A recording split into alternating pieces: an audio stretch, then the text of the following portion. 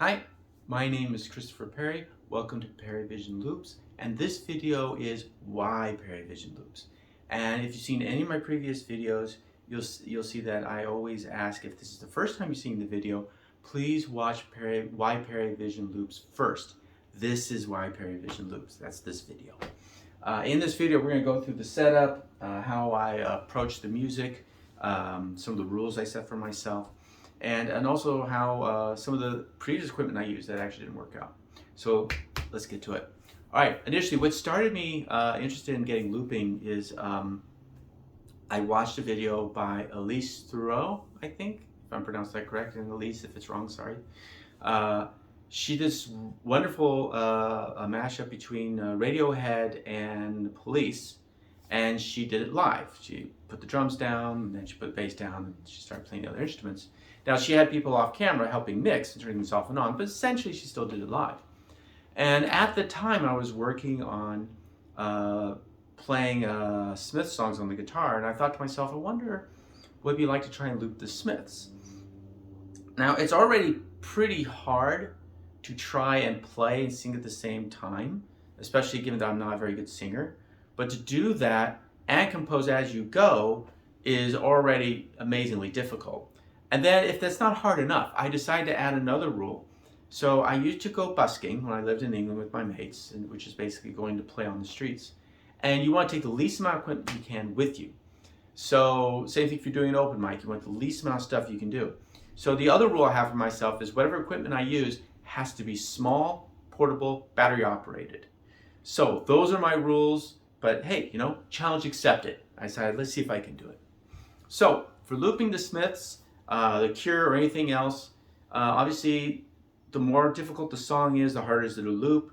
What makes the Smiths so difficult is playing Johnny Marr and singing Morrissey at the same time is incredibly hard, especially with some songs you just can't do it. So that added another level of complexity and difficulty for me. But I'll get to that in a second. So let's walk through the equipment. What's missing here in this equipment right now is drums. So I do have electric drums. I'm not a drummer, but I can play the drums. And it is much easier just to use a drum machine or pads to lay down the drum tracks. But as a glutton for punishment, I say I don't want to do that. I actually like the imprecision of, like, if I'm hitting the ride or I'm doing the hi-hats, or doing a roll, I like that it doesn't sound quite right. And so I want to capture that. What I will do in the very, very beginning, I would actually just capture the raw analog signals coming out of the drum machine. Later on, I used a MIDI, which I will talk about in post-production. But in the beginning, when I first started looping, I actually used a Boss RC20, which had 2 pads to it. I'm pretty sure it's a 20. Had 2 pads on it. And you could move between different patches. I thought, okay, this might work. I may be able to move between chorus, or verse, chorus, bridge, go back and forth. I found that it was way too difficult to do that. I even went as far as to buy a Boss FF7 external switch to add some more switches. And I just could not get it to work despite everything I tried. And I did spend a lot of time, put a lot of effort into it. I eventually gave up on that. And instead I decided, okay, let's just try a whole new direction. And instead I went with the iPad.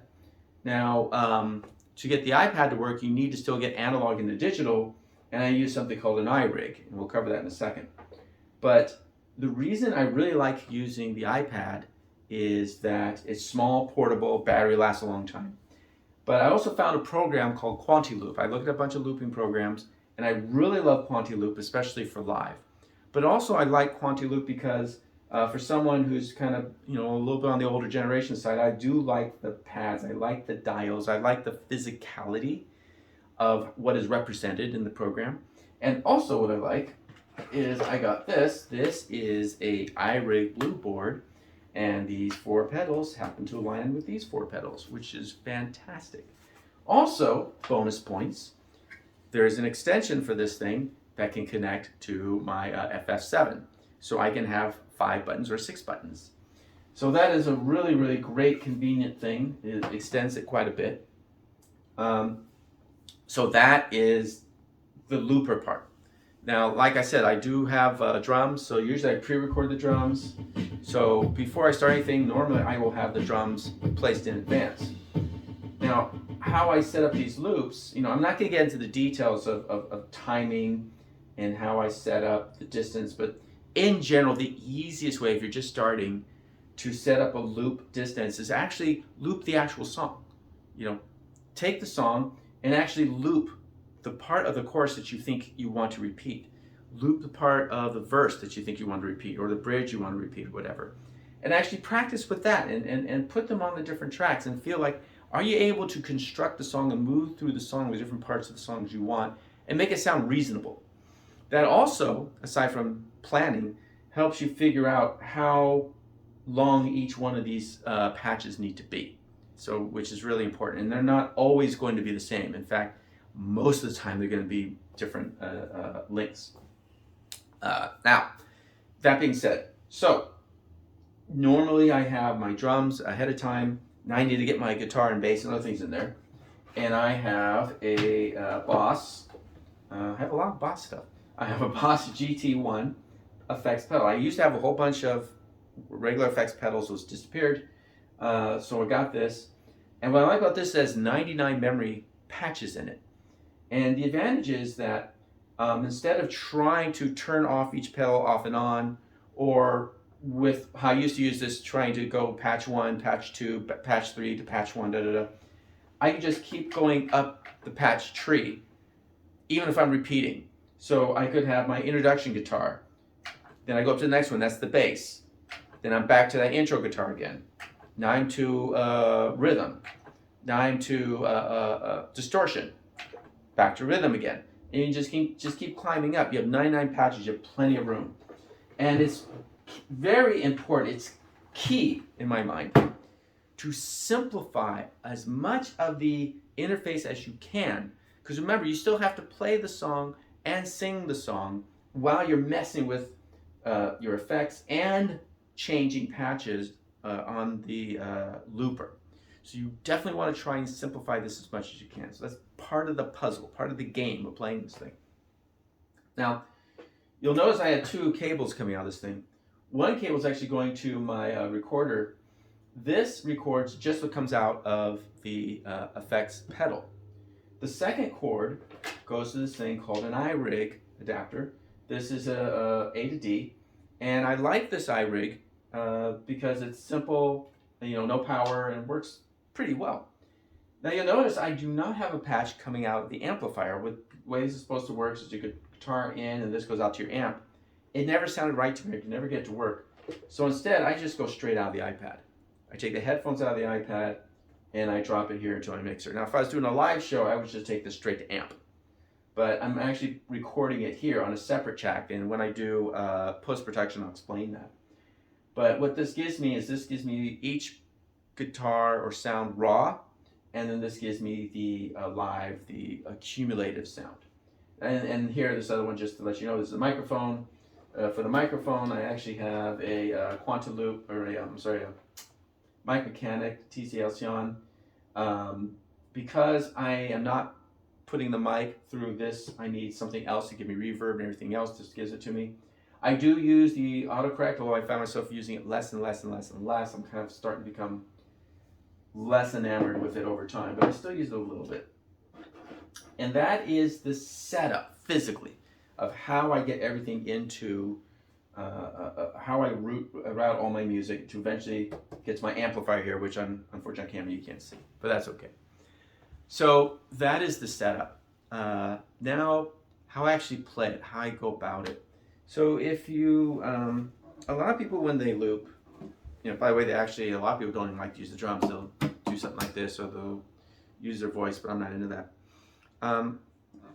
But something about the Smiths, what makes the Smiths hard for me is, so let's play this riff really quick.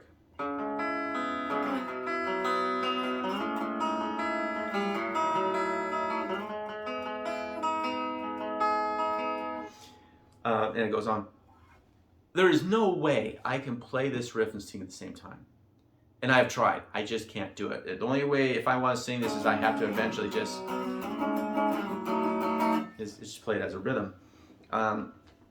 So there's that added challenge for me is how do I get the chorus verse, although it's not a true chorus verse, but how do I set that up, get that recorded live, and then find room to sing? So if you listen to Some Girls Are Bigger Than Others, you'll notice that I do not play the bass part on that because I just could not figure out a way to do it, so I pre-recorded the bass. I may eventually go back to it and try and find a way to do it, but so far I haven't found one. So that is one of the compromises I made, is that to make it flow, make it work, I pre-recorded the bass. Now, other songs, you can sing to it. So if you think about Shoplifters of the World, which is, and you just kind of play in this rhythm, this is very easy to sing to.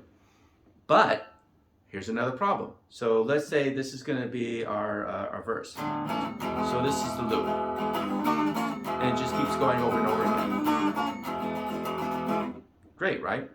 Now, chorus, however, goes from G. Now, in the song, what Johnny's doing is as he moves from verse to chorus, he has this nice climb.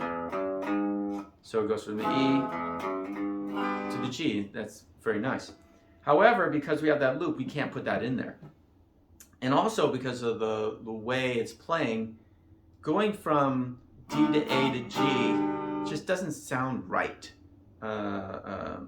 So what I did as a compromise is I said, okay, so for 4 of the bars, I'm going to play the A to D part. But the next 4, I'm going to reverse it. So basically, if you're playing it quick, you'll barely notice it.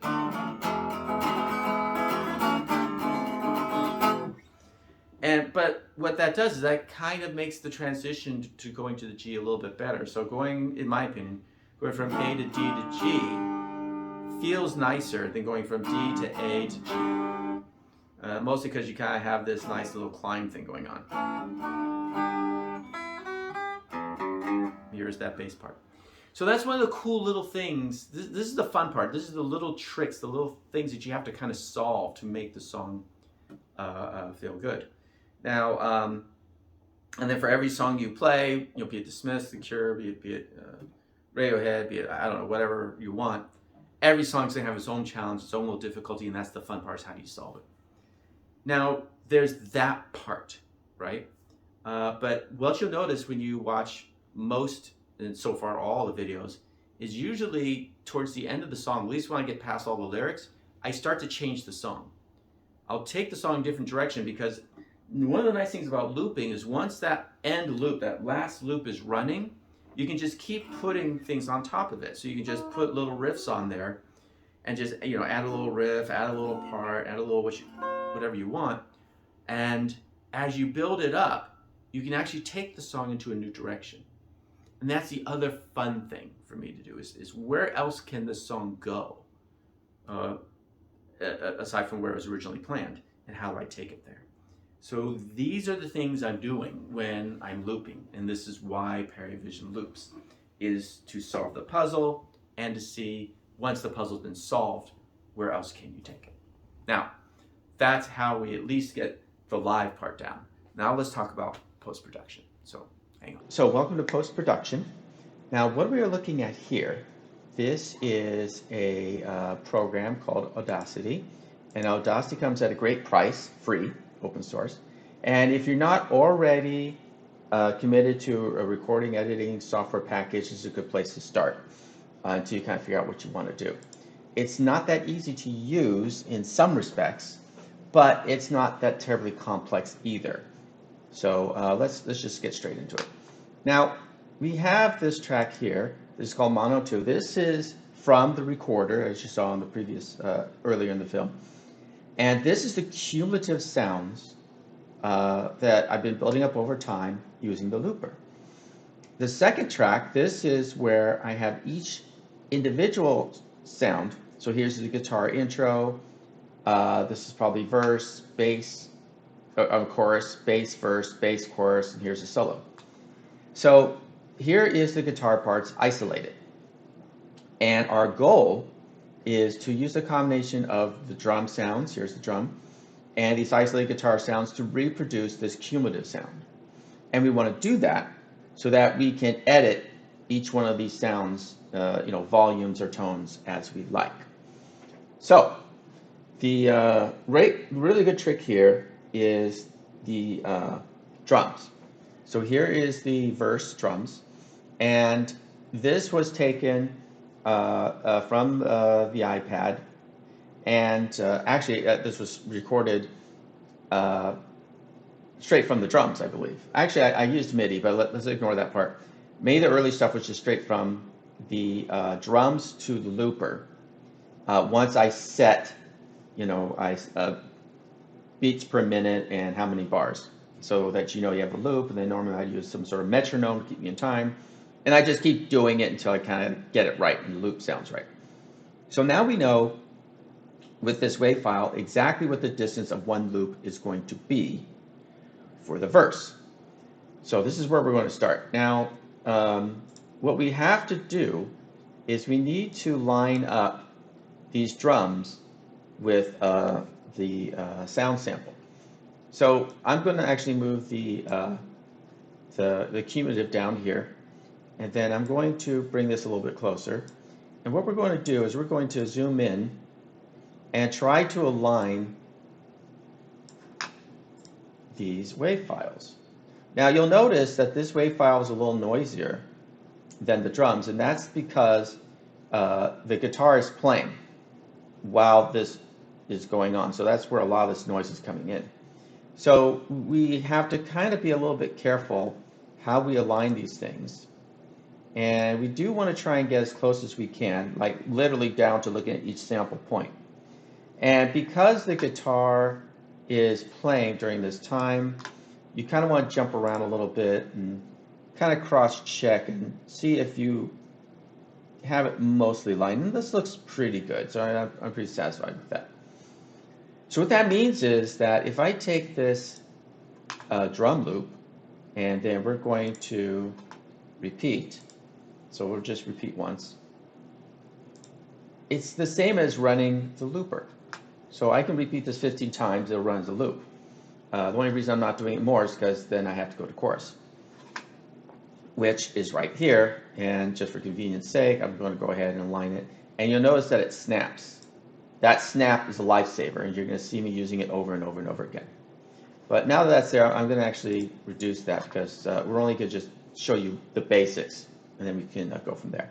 Now, here was the introduction part, and I also know here is actually the beginning loop for the verse. So how do I capture that? We need to cut this part of the sample. So this was the intro, then here's the verse, such that I can repeat it with these drums. And using this snapping, I can click this point, split the clip, click this point, split the clip, and there we go. So now we have an exact match between here and here. So what we will do is we will copy this, Control C, generate, tracks, add new mono track, and paste. And there we go. We now have a matching sound with our drum. So I'll bring it up a little bit. And so now we can test this out. So let's repeat. And for this, I'm going to repeat. Whoops. I keep forgetting to select. I get in a hurry, especially when I'm trying to demo something. Repeat once. And there we go. So let's test this out. So why don't we, now before we do that, we need to make sure this is muted. Well, actually, no, we already moved it. It should be okay. So let's try it out.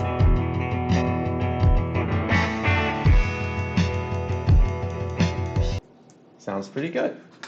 So I need to, I actually did need to mute that for a test. So for a further test, let's mute the loop, and we will mute the source, and we'll only play here. So let's test it again. Sounds like a good loop. So that is the basics of what we're just going to keep doing this over and over and over again. So same thing on the verse. So actually it looks like the verse is over here. I want to make sure I do have that selected right. Yeah. And then up here, here's the verse. So you would do the same thing, is that you would mouse over here, cut, mouse over here, cut, copy it, bring it down, and then duplicate it as needed. So that is actually it. That's the basics of it. You will find that you'll be creating a whole bunch of tracks. You'll create one for the guitar, one for bass, one for the other guitars, so forth and so on. Now I'll also show you a cool trick. So I'm just going to grab this real quick, and I am going to again copy and create a new mono track, paste, and bring this up closer.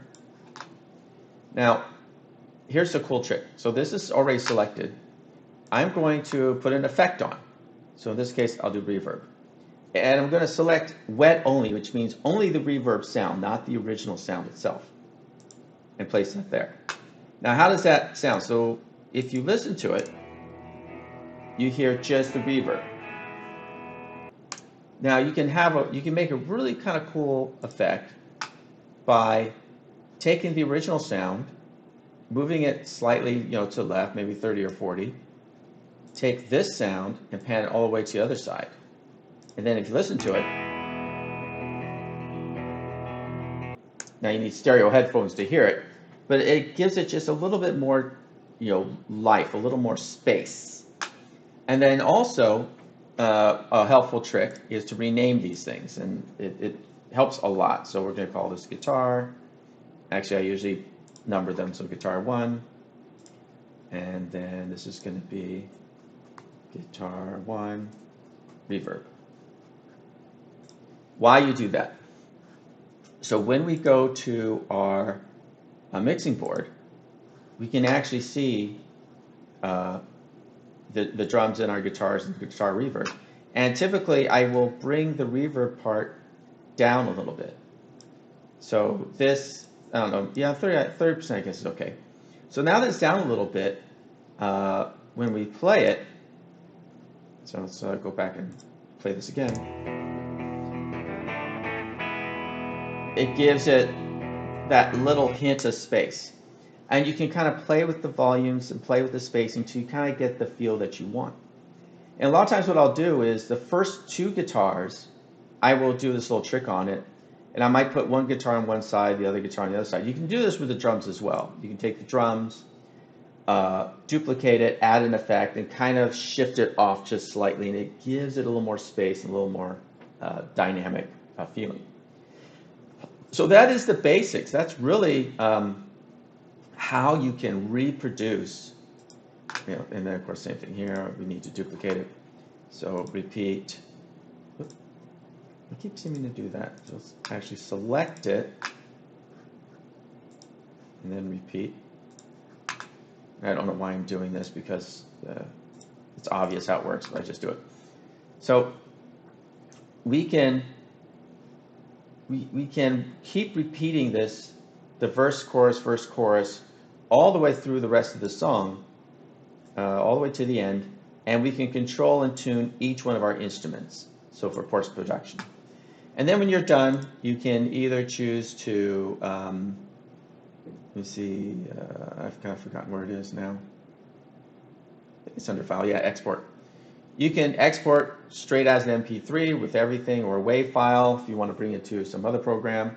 You can also export selected audio, and this is useful, which we will talk about in the next part of post-production, where I actually use a different program to do even more editing, where I have a little more fine control. So let's get to that one now. Okay, so let's talk about another post-production tool. This is the Ableton Live 11 Lite, which if you buy the Focusrite Solo, which I showed a picture earlier, it comes free with that. So try again. All right, so now let's take another look at another post-production tool. This here is the Ableton Live 11 Lite. This program is free if you get the Focusrite Solo, which is what I use. I highly recommend it. The Focusrite is a great A to D and D to A, I guess, converter, and it works really well with Windows PCs. I haven't used it with a Mac, so I don't know. Now, I'm just now starting to learn how to use this program, so there's a lot I do not know yet, but I'll talk about kind of how I've been using it so far. So if you remember with Audacity, I had my different tracks and I would repeat them. Well, I did the same thing here. I would bring in a track, so I would save each track one at a time. I would bring them in and I would simply drop them and repeat them in place. And it works basically the same way. So as you put it in, play it, everything just kind of repeats. So I have my drums here, here's guitar one here, this is where the vocals are going to kick in. Now, that works well enough. And then as you can see, as the song goes on, you can see more and more instruments coming into play until we get towards the end, where everything's kind of looped together and playing with each other. And you can also look at it here from this point of view, where we have the mixer, where we can change volumes, and similar things. Now, what I like about this is, unlike Audacity, I can make all my adjustments live as everything is playing, and the effects are just easier for me to work with because they're more graphical. It's easier for me to look at them and see what's going on, and it just makes me feel a little more comfortable using this setup. Now, the other thing that I like about this, and I'm still just learning how to use it, I'm just discovering this now, is you can set up a drum to have a collection of clips. So actually, it's probably easier if I just tick this here. This is a drum that I've defined. So this is actually my drums from my MIDI, which I can swap the drums in and out as I choose. And then I just add tracks. And I can drop these tracks in and control when things are showing up and not showing up. And for me, it just makes it just easier for me to see what's going on versus having all these wave files. Now, this assumes, of course, that you're going to use the same effects setup for the instruments you bring in. And for me, the last three guitars, I will do my minor adjustments the same way, so I don't need to mess with it. And as far as volume controls, I can control that here. But what I would really like to learn is how to actually set up MIDI with a little bit more control than what I have here. And I really haven't figured that out yet. So I still kind of find myself restricted by the one channel, but eventually I'll kind of figure it out.